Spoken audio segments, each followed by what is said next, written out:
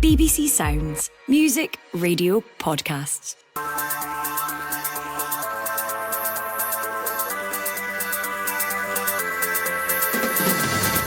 Hello, I'm Phil Goodlad and this is the Scottish Football Podcast, delivering all the news, the views and analysis you need from our beautiful game.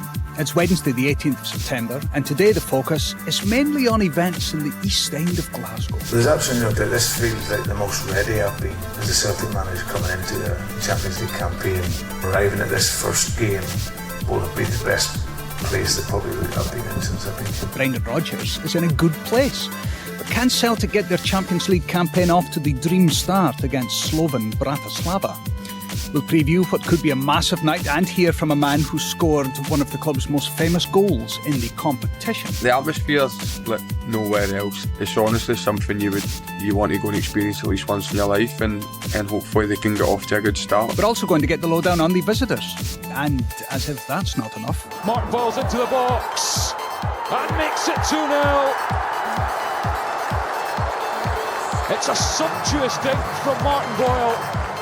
defeat to Hibs at the weekend proved to be the final straw. We'll get the St Johnstone fan perspective after Craig Levein was sacked, not in the morning, but in the afternoon. The Scottish Football Podcast from BBC Sport Scotland. Lots to discuss, as ever, and we're going to hear from Tony Watt a little later as well, a man who knows a thing or two about big moments on big Champions League nights for Celtic. And we'll speak to Asim Rabbani from a Celtic State of Mind podcast. We'll also be joined by a Slovakian football journalist. So we're going to have you covered here today on all things Champions League and on all things St Johnstone. We're going to take our time and just look at this from a manager point of view, from a club point of view, but also from a Scottish football point of view, as Craig Levein becomes the first Premiership manager of the season to be sacked after just 5 league games. Straight into it, no roundup today. We'll get to Celtic in a moment. Firstly, Sam Miller of the Dogger Saints St Johnstone fan podcast. Sam, morning to you.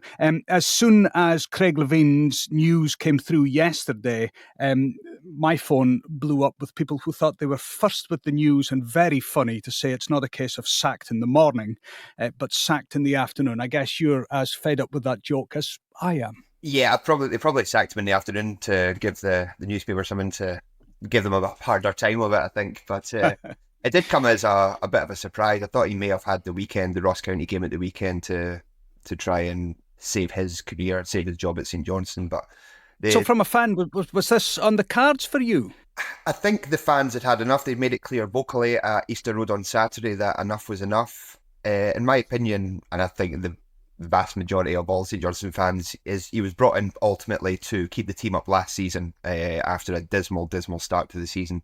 He achieved that. I thought a lot of people may have thought that he might have walked at the end of the season with job done, head held high. He'd done what he achieved, but he stayed on. Brought in some players, he did unearth some absolute gems, but the start of the campaign is not what we've been after. It's same old, and we couldn't see it getting better. The same patterns were forming every game, so the board have been fairly swift to act. I know it's a new owner, things like that, and they maybe want to bring in their own men on their own manager. So it's came quicker, but it's not unwelcome, certainly from a vast majority of St Johnstone fans. Does this give us an insight into the new American owner, Adam Webb? I mean, it's natural that he would want his own man, but he's been quite ruthless about this. Change has come very quickly, sort of caught everybody by surprise. Yeah, maybe because he's sitting in America and he doesn't have to be the one who have to do it face to face, so he could probably afford the luxury of doing that. But it has came quickly, but whether it's odd because maybe he's already got somebody lined up because it has come so quickly. It's very difficult to just sack a manager and just go, right, what next, without having a kind of contingency plan in place. I don't think he's a stupid man, but he doesn't suffer fools gladly. It's refreshing to see, but also it's nobody likes seeing a manager lose their job, but I think Craig had taken Saints as far as he could, and we obviously, with finding players like Adamas DB and players like that, which no other manager would have found, he does have a small legacy to hold on to with St Johnstone. His time then, I think you've alluded to, he saved St Johnstone from the drop last season. Can I ask you as a fan, and I make the reference to Sacked in the Morning, the podcast, and he's a very good pundit as well, Craig Levein. Did that grate sometimes when you were seeing and hearing the St Johnstone manager do other things than what you wanted him to do, which was manage your club? He never, even in his post-match interviews, which kind of wrangled a lot of fans, it never seemed to be about the club with St Johnstone. It seemed to be about Craig Levein, the person. I know he had commitments before he joined, and he'd agreed with Jeff Brown that he could continue doing the podcast up to a certain contractual point, but it was always about if he still had it in him to do it, not about the best for St Johnstone Football Club. And I think there was a separation between the fans and the manager at that point. So yeah, he didn't seem, to the outside world looking in, I'm sure he's 100% professional, but it didn't look like he was 100% committed to St Johnstone, which could be a lot of rubbish. But from the outside, that's the opinion it was given. Finally, Sam, the $1 million question for the fourth time in 18 months now. Who would you like to see in the dugout replace Craig Levein? American owner, it's got to be Ted Lasso, you'd think, wouldn't it? That would be the ideal scenario. I don't think Scottish football is ready for that moustache just quite yet, do you? No. A lot of names have already been bandied about. Scott Brown's came at Ian Murray's not got a club. Rhys McCabe's a popular choice, but I think it needs to be a man that knows the club, can steady the ship, get the best out of players, and play with a proven track record at that club would be Tommy Wright.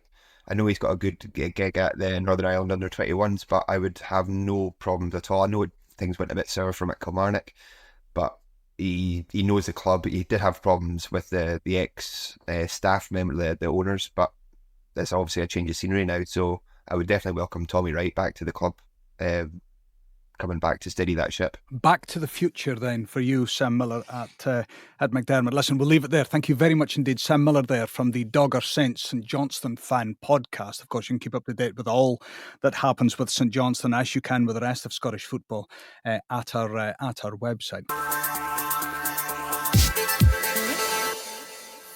Let's move quickly to Celtic Park. Lots to discuss. I'm delighted to say that from a Celtic State of Mind podcast, Asim Rabbani joins us. Asim, this must be like Christmas morning for you. And for those of us who don't support a Scottish team that's ever been in the Champions League, what's it like the morning of the campaign getting underway? Good morning, Phil. You're right. There's more than a tinge of excitement amongst all Celtic fans.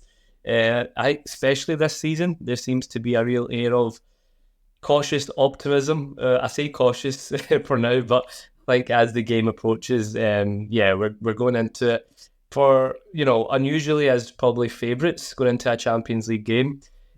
These nights are special at the best of times, but I think just given how much form Celtic are in, Brendan Rodgers spoke about yesterday at the press conference in terms of readiness. It's the most ready he's felt the squad is, and in terms of being prepared for a Champions League campaign. So I think all these things added up to what's been such a great start to the season.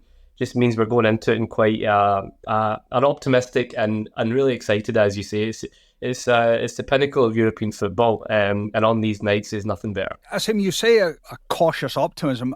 I've never heard Brendan Rodgers sound so giddy in two spells at Celtic Park. I mean, when he spoke to the media yesterday, and I think it was our own Cerdyn Idsen that said, "Will this be where you're judged?" He just started speaking so positively about how ready he feels he and Celtic are for a crack this season at the Champions League. Yeah, and I think there's a few reasons for that. One being obviously the form that we're in. He feels he's been backed. You look at the squad depth. There's the discussions to be had tonight about who plays in midfield, and it's one of those where you'd be happy regardless of who gets picked. And obviously the draw's been favourable, and I say that again with a cautious sense, because Celtic haven't earned the right to look at Slovan Bratislava, who we'll learn more about shortly, to take them lightly, because Celtic have been in this situation before. We've not had a brilliant record in Europe in recent times, but I just think there's the air of optimism around the club just now stems from a few things. We're in a good place. The manager's had another year under his belt, learning with this group of players. The players are on form. You're right, I watched yesterday's press conference, and I think there's a theme throughout this season where you listen to the manager and you hear him sounding so confident, and it gives you that sense of belief as well. And I'm going into tonight, expecting Celtic to win, and that's not something that's been the case for many Champions League campaigns in the past. I mean, I don't need to tell a good Celtic man like you this stat, but Celtic have never won their opening Champions League group stage game. Now, of course, people will quite rightly say, well, hold on, Phil, that stat no longer is relevant because we no longer have Champions League groups. We now have this 36-team league. But I read that and I thought, can that be right? And then you look back and it's like, yeah, fair enough. So a good start, man, how good would that be? Not just from a Celtic point of view, but I think from all of us in Scottish football, if our champions were to make a crack at the Champions League with an opening 3 points. Yeah, I think it's imperative, Phil. You know, it's an 8-game phase, league phase, so you know it's by no means going to be fatal in our terms of our aspirations to get out of this phase if we didn't pick up 3 points. But you look at the draw, you look at the teams that we're going to face on the back of this game: Borussia Dortmund away, Atalanta away, and then Leipzig at home. It's a tough 3 fixtures to follow. Slovan Bratislava, in terms of the rankings, are the lowest ranked team in the competition. But they'll also be looking at Celtic as one of their better opportunities to pick up points. But there's no doubt, Phil, that Celtic really have to kick off the campaign with 3 points. You're right, we've never won before the opening game, and I think that's something they'll need to right tonight. I want a one-word answer from you, so I'm going to hold your feet to the fire on this one. If Celtic don't win tonight, do they not progress? Let's be bold. Yeah, I think so. I think so. Right, so they have to win for you? I think we have to win. Yeah. Okay. Listen, one man who's no stranger to big Champions League nights at Parkhead, the former Celtic striker, now at Motherwell, Tony Watt. Jonathan Sutherland has been catching up with him ahead of the game. Tony, you know all about these big Champions League nights at Celtic Park, obviously. What are they like to play in? How do you describe it? Mind-blowing. I think they're special. I think a lot of the Celtic players have been there and done that. The ones that are in the starting 11 currently, there's maybe one or two that haven't. But your Kasper Schmeichels, they all have experience. To the boy Engels, he's from good stock. He's just made his debut for the national team. So I think their players more than capable of handling it just now. The atmosphere's like nowhere else. But the players are making their way down the steps and down the tunnel, and they're about to emerge into this cauldron.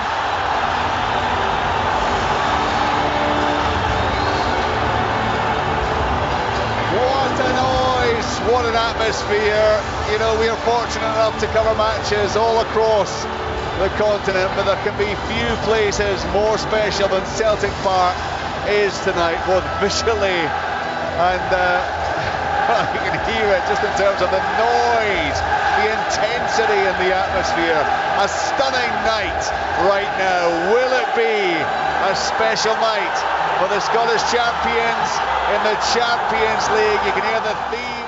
It's honestly something you want to go and experience at least once in your life, and hopefully they can get off to a good start. I think when the draw came out, Tony, there was a general feeling that Celtic had gotten themselves a kind draw, a draw that looked like they could maybe make progress here. How do you see this game against Slovan Bratislava going? I think Celtic should be winning the game. I think they will win the game. I think they're at a place just now where they're controlling games as well as they've controlled games in the last few years, and I think they should be the overwhelming favourites. I don't know too much about Bratislava, but I don't think Celtic should be that worried about a team like that. It's not, with all due respect, it's not a PSG, Dortmund or Barca. So if Celtic want to be at the table, they need to be putting teams like this away. Slovan Bratislava won at the weekend in their domestic league. But do you feel that Brendan Rodgers and everybody at Celtic will be looking, as you say, at this match as one where they will be expecting to get 3 points? Yeah, absolutely. If they want to be in the later stages of European competitions, then they need to beat teams like this. It's as simple as that. And they've got a few tricky fixtures in the next few weeks coming up in it. But one's a game that they should be competing at least. And I think Celtic have got a very, very good chance to get to the next stage. It's a new Champions League format, obviously. They have 4 matches at home, 4 matches away against various opposition. Do you think the new format of the Champions League could work to Celtic's advantage? Absolutely. I think, correct me if I'm wrong, but I think you only need 3 wins to progress to the next stage. I think a quarter of teams go through automatically. A quarter I don't know. I think they go to a next amount round and then another quarter going to a playoff. So I think they're just obviously a quarter go out, but I think this is as good a chance as you've got. I think you probably need the same amount of points as the 6-game format, plus you've got an extra 2 games. What have you made of Celtic's form overall this season? Pre-season was good. They've carried that into the Premiership, and Brendan Rodgers certainly seems to have Celtic operating at the max by the looks of things. Is that your view of it? Yeah, I think Rodgers' view might be different. He probably thinks I'm not at the max, but they've got some top quality players playing at top quality levels. I see that he's coming out and speaking about Greg Taylor, who, again, he's at the top of his level. Kyogo's found form. James Forrest started the season really well. Cal McGregor's retired for Scotland and went up a gear. Cal McGregor to the edge of the penalty area. He's looking up at the goal. Oh, that is magnificent! That is absolutely magnificent from the Celtic captain. He's coming up with some brilliant goals this season, and he's just. They're looking very, very good at the moment. In terms of the players that have been brought in at Celtic, who's impressed you the most? I think Kuhn's been there 6 months. I think he's been January, but he feels like a new signing. Forrest on the rebound, pulls it back, and Celtic score!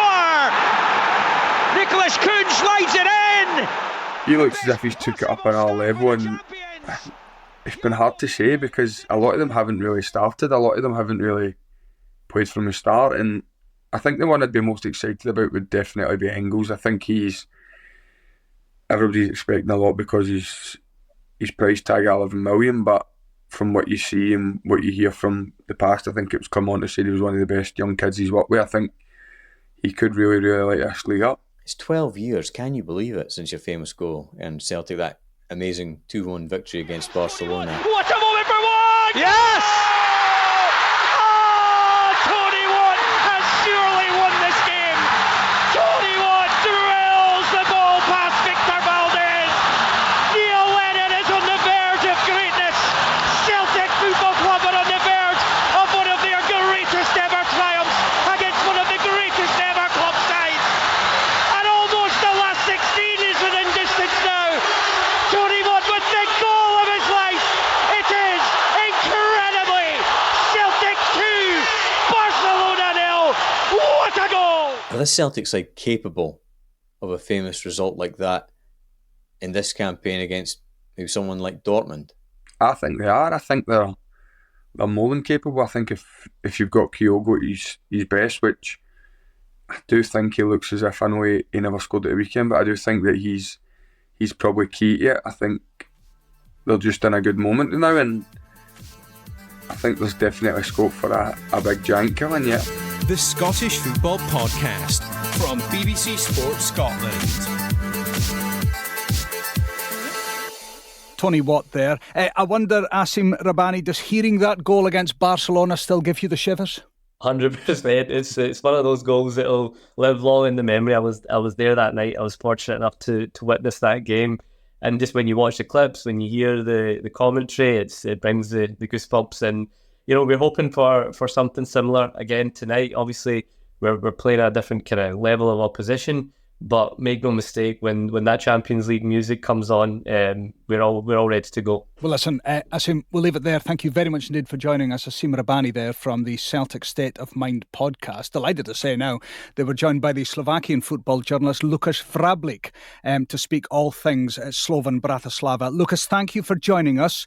What can we expect from Slovan Bratislava this evening? Hello, thank you very much for the invitation. Yeah, obviously for Slovan Bratislava it's a big match today. The first time they are in the Champions League group stage, so it's been a long road for Slovan Bratislava. I think they are going to go all in. They hope to get some result at Celtic. So I think they have the potential to get some points, even if they are outsiders. They like that position to be in, and they really like playing against the odds. And I think that will be the case in all games in the group. They will not be in the position of the favorite. So I think they will have that ambition to get some points today, and I think they should really, from the point of playing style, they should really play their typical game, which is usually counter-attacking style. I don't really think they will park the bus. They are not like that, but I think that they will be a little bit defensive-minded because the coach, Vladimir Weiss, is kind of like pragmatic in those kind of games. Lukas, do you believe that Slovan will find it easier tonight to play at Parkhead, given that they will be set up to counter-attack? They don't need to force it. They can wait for Celtic to come on to them. Yeah, obviously that's, I guess, the case with all the smaller teams, that you can, leave the initiative to the bigger side, let's say. So I think that Slovan are really comfortable in that position, and they also have like type of players who are suited to the counter-attacks. Some quick players, creative players, technical players. So I think that this will be the case. But let's see if they feel the pressure of the occasion as well. But I think that there are so many experienced players, because when you look at Slovan squad, it's quite old. A lot of players with experience from the international stage, with the national teams. So yeah, but I think from terms of playing style, Slovan Bratislava are suited to this counter-attacking style, and it might be easier for them to wait on what Celtic creates and react to that. But yeah, probably the first goal would change that, of course. Lukas, time is beating us, unfortunately. Can I ask you very quickly 2 quick questions? Number 1, how you think the game will go this evening. But number 2, give us a name, give us a player to watch out for that you think could be a big performer for Bratislava this evening. I think it will end up as a draw, if I can, give you a bet, because I feel that Slovan can get something out of this game, and Coach Weiss always give us something surprising, unexpected. He tries in this type of big games. So I have a feeling they won't lose tonight, and. I think the key players should be like Juraj Kucka, who is kind of like box-to-box midfielder, and you might remember him from AC Milan or Watford recently, and he is really that kind of like fighter in the middle of the park, and I think he's really like combative midfielder who can defend well, and when he has his day, like he had at Euros for Slovakia, I think he can be really decisive, as well as Vladimir Weiss, the son of the coach, who is really creative guy and can always create some unexpected pass or something like that. So I think these 2 guys should be decisive for Slovan tonight. Lukas Vrablik, thank you very much indeed for joining us, Slovakian football journalist. And earlier we heard from Asim Rabbani there from the Celtic State of Mind podcast. Tony Watt, of course, we went down history lane with him with that brilliant goal against Barcelona. And thanks to Sam Miller earlier in the podcast, speaking all things St Johnstone. Wow. Been a busy pod today, hasn't it? That's all we've got time for. Thank you for listening. Remember, the big one tonight, a Champions League night for you on Radio Scotland from 6 o'clock, online on digital and on your smartphone. You can then get all the Champions League highlights on BBC One TV, 10:40 tonight. A new Champions League season, a new Champions League feel as well across the BBC. Remember too, Scottish Football Podcast out every day. Get alerted when the new episode is out, so subscribe on BBC Sounds and have push notifications turned on to your phone. For now though, enjoy our beautiful game and we'll speak again soon. This is the shocking moment English football has been dreading. My name is Moses Swabu and I used to be a professional footballer, but then I got in deep with organised crime and became a match fixer operating in the English League. A match-fixing investigator has highlighted 2 matches he says appear to have suspicious betting patterns. How honest are you going to be with me? This is 100%. Join me for Sports Strangest Crimes presents Confessions of a Match Fixer. Listen on BBC Sounds.